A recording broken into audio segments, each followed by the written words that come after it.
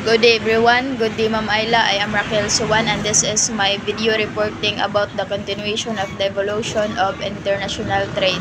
So I have these two topics. The first topic is the mobile payments and internet payments, and the second topic is the virtual currency. Mobile payments are money rendered for a product or service through a portable electronic device such as cell phone, smartphone, or tablet device. So, ang kaning mobile payments are process of payments that can be done through the use of portable electronic device. Pwede siya cellphone, smartphone, or tablet. Example ani, mupalit kag kape sa mall using nga apps nga GCash ka na sa imong phone, pwede adto ra ka mobayad sa imong kape. It can also be used to send money to friends and family members. Pwede pa siya gamiton nga makasend kag kwarta sa imong kaila or sa imong family. So there are mobile payments information came from Mobile Transaction Organization on 2021.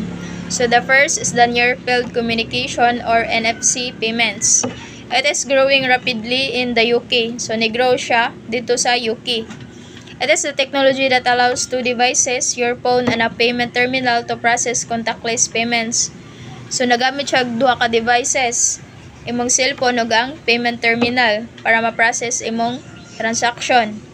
NFC phones communicate with NFC-enabled card machines using close proximity radio frequency identification. So ang process sa NFC, igura nimo i-tap imong phone dito sa payment terminal, so ma-process na dayon ang imong payments.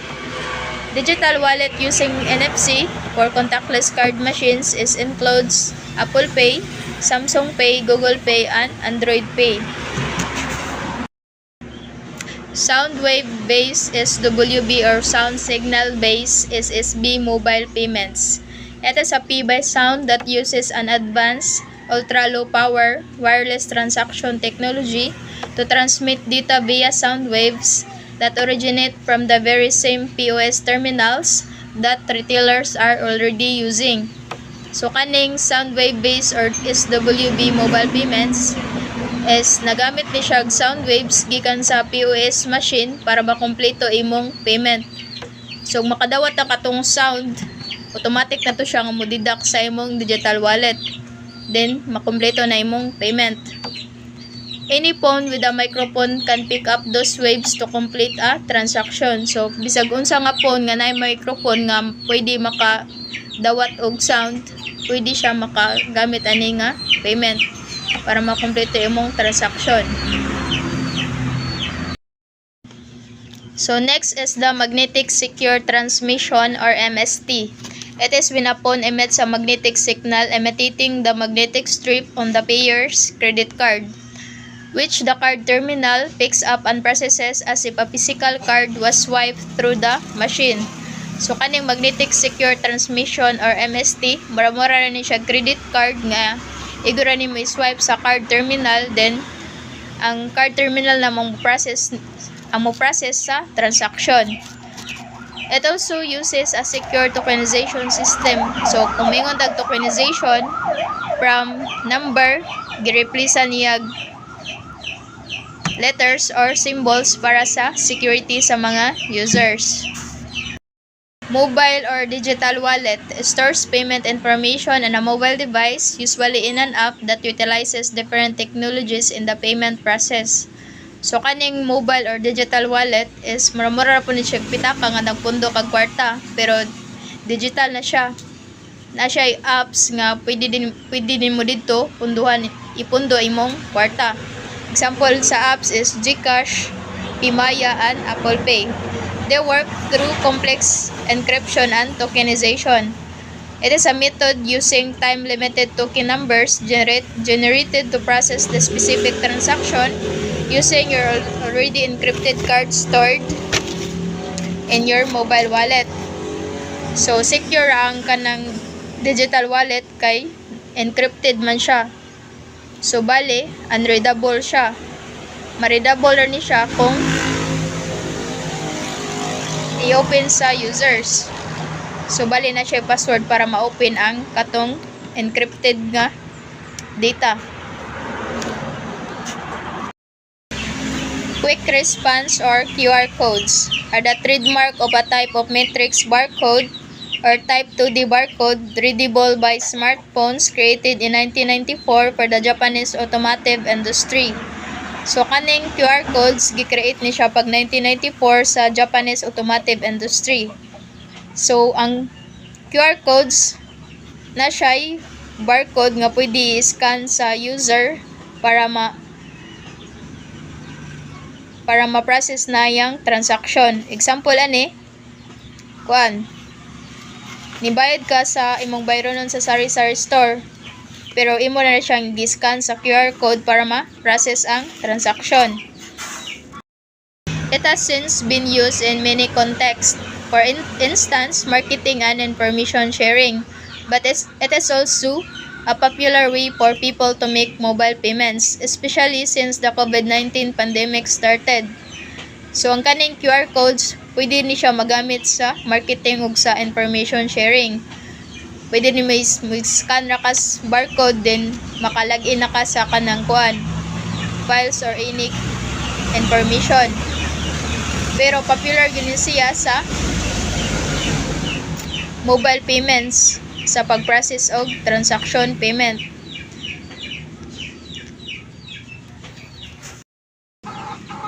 A QR code has 4 important advantages. So, ang QR code na siya upat ka advantages. First is it stores a large volume of data. So, pwede ka maka-store og dako nga data. Second is it can be scanned from a screen, not just a paper. So, pwede siya may scan sa screen. Next is it can be read even if part of the code is damaged. So, mabasag yapon siya bisag ang part sa code na damage na. Next is it is safer because information can be encrypted. So, mas safe siya kay encrypted man siya. Short message or messaging service or SMS, also called premium SMS payments, means paying for products or services via a text message with the relevant information to the payee, phone number, and the payment amount added to your mobile phone bill. So kaning SMS payments is nagbayad kag products o service through via text message. So isend ra nimo ang imong pagbayad pinagi sa text message. So both buyer and payer maka-receive sa resibo nga unahuman na ang payment. So example ani paying game credits via SMS. Direct carrier billing or DCB is similar to SMS payments because you pay through your mobile carrier instead of using bank or card details. The payment will then be added to your phone bill or prepaid SIM card as with SMS payments. So kaning DCB, it allows users to pay for digital goods or services through their mobile carrier without using bank or card details. So example ani, ni buy kag apps pero charge na siya dito sa same load nimo. So mata example sa DCB. Internet payments can be done on desktops, laptops, or even phones, as in mobile payment, and can also be used to send money to friends or family members. So kaning internet payments, isa po ni siya ka-process sa payments nga pwede gamiton sa desktops, laptops, or pwede ra po siya phone basta kay connected siya sa internet. Pwede po kani mo send og kwarta sa imong kaila or family members. Prior to 2010, this was commonly referred to as Wireless Application Protocol or WAP payments. So, pag 2010, gitawag na ni siya Wireless Application Payment or WAP payments. WAP used to be the most common facility on smartphone connecting to internet payment. So, ang process ani is dapat connected siya sa internet para makaprocess ka sa payment. It is made using online platforms through computers or mobile devices. They allow people and business to pay bills, shop online, or send money globally. Most credit cards or bank accounts have what we call autopay, where payments to credit cards or other bills like water, electricity, or whatever bills need to be paid are scheduled to be automatically paid on a certain date from the funds of the payee with a certain bank. It can be the bank doing the autopay or the credit card company. So, most credit card o bank accounts ko na siya gitawag nga autopay. So, kaning autopay, automatic payment of bills from a bank account or credit card on scheduled date. So, automatic na siya nga madidak ang pagbayad sa imong mga bills. Pwede sa bills sa tubig, electricity, or whatever. Automatic na siya base sa naka-schedule dito sa information dito sa credit card company. So, bali, sa schedule nga date nga tingbayad na, mo direct na siya ka ng deduct sa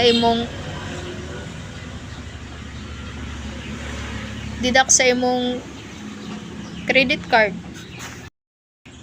Payment links or pay by link is most commonly referring to a button or links sent in an email, text message, messaging app, or over social media, where a checkout page opens up in an internet browser, where the recipient can enter their card details to process a transaction for a specified merchant. So, kaning pay by link is pwede ni siya i-send through email, pwede text message, pwede po siya sa messenger. So, i-click nimo sa kanang link, pwede na dito i-process imong transaction sa pagbayad sa imong mga bayronon, sa imong pagbayad sa imong gipalit or sa service. So, a secure link sent via email, SMS, or social media that opens a payment for easy to check out. Neobank literally means new bank, and it is from the Greek word neos means new. It is an umbrella term for the new generation of cutting-edge, fully digital banking services. They operate online or through apps, hence they are classified as a type of financial technology or fintech solution. So, kaning new bank, gikan ni siya sa Greek word nga neos means new or bago. So, kaning new bank is fully digital banks that operate only online. So, mura ni siya bangko pero through online siya. Digital siya. Di siya ma-touch. Or through mobile apps. So, bali, ang katong ang bangko na sa imong mura siya apps nga dito punduanan sa imong kwarta. They are part of fintech and support fast international transaction. So, my next topic is the virtual currency. Cryptocurrency or virtual or digital currency has shown how the world has their money and build their wealth. So, the world has shown how people grow their money and build their wealth. So, ipakita diri gyud sa mga tao pagpadako sa kwarta para madato. Wall Street seems so hesitant about digital gold, a name they use to refer to cryptocurrency, to invoke a margin of safety. So, ang Wall Street, ang tawag nila sa cryptocurrency is digital gold para sa ilang margin of safety. At first, Wall Street was hesitant or doubtful about cryptocurrency. They even called it digital gold because like gold, it is seen as something valuable and limited. So, gitawag ko siya digital gold kay importante siya, limited po siya. But they were careful because crypto is new, risky, and not yet fully stable. So, they wanted a margin of safety before trusting it. So, before siya nisalig sa cryptocurrency, sila margin of safety para secure ang pagsalig nila sa cryptocurrency. Cryptocurrencies are what they call altcoins or up and coming coins that can be bought or for cheap price. So, ang cryptocurrency na sila gitawag nga altcoins or up and coming coins nga mabayad nga pwede siya paliton og barato ra. So, it is a digital form of money used mainly for online transactions. Unlike cash, it exists only in digital form and it is accepted based on agreement of users. So, sa cryptocurrency na sila'y agreement among users. So, kanideng altcoins, mao sa kanang new business, barato pa siya karon pero og mo success na or molambo ng kanang ang altcoins, pwede po siya mudako ang yang value. So, mao nga daghan ng tao nga mo invest. So, nag-hope sila nga motubo ilang kwarta in the future.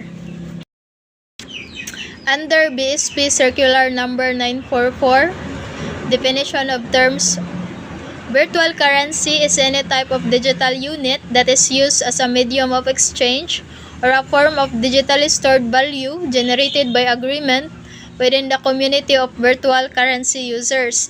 Basically, it is a digital currency that is generally used for online transaction. So, based sa Bangko Sentral ng Pilipinas, sa definition nila sa virtual currency, kuan ko ni siya, nagamit siya medium of exchange. Bale, ang kwarta nimo, mo siya gilisan sa altcoins nga mo gitawag nila digitally. Pero ang agreement ani kay magbase siya sa mga community sa mga currency users. Fiat currency or fiat money or cash, or on the other hand, is the real currency.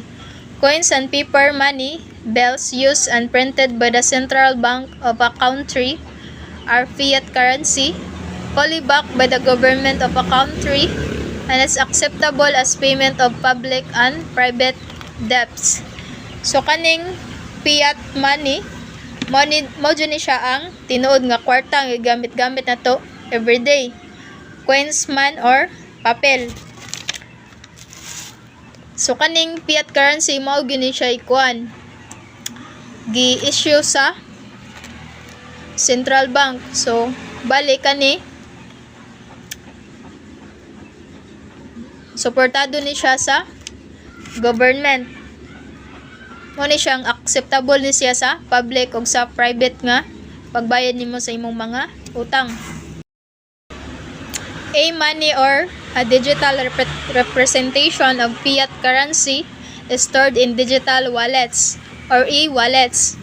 Any amount of currency stored in a electronic wallet such as GCash, Pimaya, Coins, PH, GrabPay, or the like is a-money, which can also be accepted as a card payment or can be withdrawn right away as cash. So, kaning e-money mo ni ang kwarta nga nasa imong app sa imong cellphone. So, kani siya, digital ni siya. Pero tinuod gyapon ang bili kay pareho ra og kwarta. So, og pila imong gibutang sa og pila imong gipundo sa imong apps nga sa e-wallet, mora pud to siya i-cash out nimo. So, pwede mo siya gamit og bayad nimo sa imong sa imong utang, or bayad nimo sa imong gipamalit through online, o pwede po na siya i-withdraw to cash, or mo ni gitawag na to cash out. Virtual currency, which is stored digitally, would still need to be converted first to Philippine peso, then transferred to a destination wallet or be withdrawn as cash through different mediums that are accepted in the country. In general, conversion is done through a virtual currency exchange. In the Philippines, cryptocurrencies are regulated by Bangko Sentral ng Pilipinas or BSP. So ang kaning virtual currency i-stored man ni siya digitally. So kani kuno siya need ni siya i-convert through Philippine peso or unsa nga kanang different medium nga ma-accept sa country. So dapat siya i-transfer to Philippine peso para ma-transfer nimo siya sa imong e-wallet para ma-withdraw siya as cash. So ang kani ko ng cryptocurrencies is kuani siya. Suportado po ni siya sa Bangko Sentral ng Pilipinas. Cryptocurrencies work through blockchain technology. Blockchain is a special kind of database or distributed ledger or a global ledger built on data structure known as blocks. Blockchain allows all participants to view the records and the changes that happen in the database. Your transaction data will be stored in a block, which is technically a list of other transactions made by other people. The block where your transaction is listed will then be chained to previous blocks. So, cryptocurrencies use electronic coins as their form of exchange, which are nothing more than slots in the blockchain. So, kaning blockchain, mura ni siya digital nga ledger or network nga makita sa tanan. So, ang crypto coins, mao lang ang record sulod niini nga ledger nga nagpakita sa imong kwarta og transaction. So, mato siya. Cryptocurrencies use cryptography. Cryptography is the process of protecting information by using codes for security.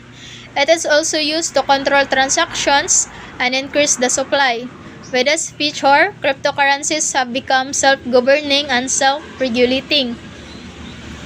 It provides routine escrow mechanisms that could easily be implemented to protect buyers. So, kaning cryptocurrency, nagamit siya cryptography. Usa na siya ka-process nga para maprotektahan ang information sa isa ka users. Nagamit ni siya codes para sa ilang security. 1. Nagamit mo siya para makontrol imong transaction or unsaon pag-increase ang imong na-invest. So, ang kaning kuan cryptocurrency self-governing and self-regulating siya. Nag-provide pa siya routine escrow mechanism para dali ra ang pagprotekta sa mga buyers. However, having no intrinsic value, there are also significant risks associated with cryptocurrency. Their worth comes from their users. The more users a coin has, the more useful it becomes, and the higher its price goes, Cryptocurrencies only serve to transfer wealth from one party to another, but when a coin falls out of favor, there is nothing to stop it from being to zero, and that is a risk. So, kani ko nung kuan, wait. So, kani ko ng cryptocurrency,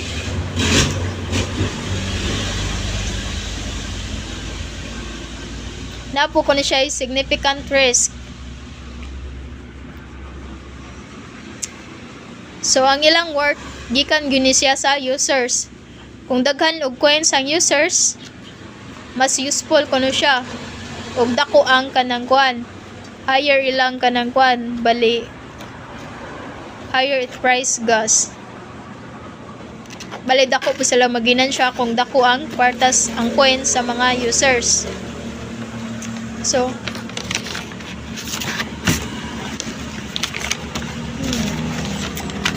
ang crypto, kusog siya mo taas kung daghan lang mo salig sa cryptocurrency. Pero, dali ra po di ang pagbagsak kung wala na ikuha ng mga users. Mawala na sila pagsalig. So, maong delikado ang mag-invest ka ni sa cryptocurrency. So, dapat mag-amping jud ka sa imong pag-invest. Dapat sigurado ka nga kuan legit siya. China has already developed a central bank-backed crypto, and in the US, it was discussed as part of the COVID-19 stimulus. In other words, unregulated cryptocurrencies will one day compete against state-sponsored ones too. So, ang China ko, no, nakadevelop na sila og central bank backed crypto. Og sa US pod ko, no.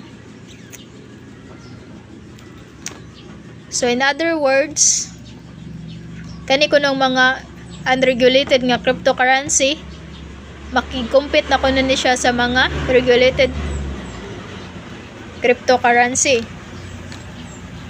So, sa muabot ko, no, ang mga cryptocurrencies nga walay regulasyon, sama sa daghang altcoins, makikompetensya ni sa mga crypto nga suportado sa gobyerno. Ang state-sponsored crypto mas kasaligan kay naay gobyerno sa likod, samtang ang unregulated crypto mas delikado siya. So dapat magamping jud ka kung mag-invest ka og sa cryptocurrency. Decentralized crypto coin markets run through a blockchain relying on a peer-to-peer protocol. So trading altcoins is done through dozens or even hundreds of independent nodes or master nodes. Transaction occur only when the nodes come to a consensus based on the exchange verification rules. So kaning decentralized crypto coin markets is na siya peer-to-peer protocol. So bali kani nga kuan, daghan ang tigbantay sa imong transaksyon. Kung musugod silang tanan nga sakto, then dito pa lang kini ma-approve or ma-record sa blockchain. So man hinungdan nga walay usa ka tawo nga makapanlimbong sa ilang market or makapanlimbong or makausab sa record kay kuan man siya, daghang tigbantay sa ilang transaction. When it comes to cryptocurrency exchange websites, however, centralization remains a core concept. Centralized exchanges are run by companies that manage and earn revenue from transactions on the platform. So, ang centralized exchange ko, no, murag bangko or tindahan sa crypto. Nay kumpanya nga tag-iya og tigpadagan og sila ang tigpatiwala tali sa buyer o seller, samtang nakita sila sa bayad sa transaction.